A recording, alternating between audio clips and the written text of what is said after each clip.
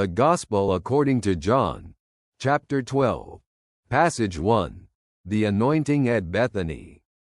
6 days before the Passover, Jesus came to Bethany, where Lazarus was, whom Jesus had raised from the dead. There they made a dinner for him. Martha served, and Lazarus was one of those reclining with him at the table. Mary took a pound of expensive and precious nard oil, anointed Jesus' feet, and wiped them with her hair. The house was filled with the fragrance of the oil. Then Judas Iscariot, one of his disciples, the one who would betray him, said, "Why was this oil not sold for 300 denarii and given to the poor?" He said this not because he cared about the poor, but because he was a thief and, having charge of the money bag, he used to help himself to what was put in it. Jesus replied, "Leave her alone. She has kept it for the day of my burial.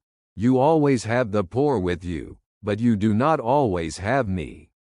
A large crowd of Jews learned that he was there. They came not only because of Jesus but also to see Lazarus, whom he had raised from the dead. So the chief priests planned to kill Lazarus as well, because on account of him many of the Jews were going away and believing in Jesus. Let's reflect on what God is saying through this text. In this passage from the Gospel according to John, Jesus arrives in Bethany 6 days before the Passover, where Lazarus, whom he had previously raised from the dead, lived. During the feast prepared for Jesus, Mary took precious nard oil and anointed Jesus' feet, wiping them with her hair. This act was the highest expression of love and respect for Jesus, filling the house with the oil's fragrance. Judas Iscariot, later known as the betrayer, criticized Mary, saying the oil could have been sold for 300 denarii and the money given to the poor. However, Judas had no concern for the poor but stole from the money bag he was entrusted with.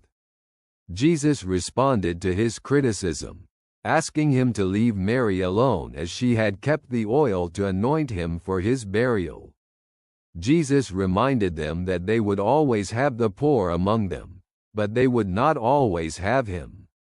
Many Jews learned about Jesus' presence in Bethany and came to see him, as well as Lazarus, whom he had raised from the dead. Because of this, the chief priests decided to kill Lazarus as well, as many Jews were beginning to believe in Jesus because of him. This passage illustrates Mary's deep love and devotion to Jesus and foreshadows his upcoming suffering and death.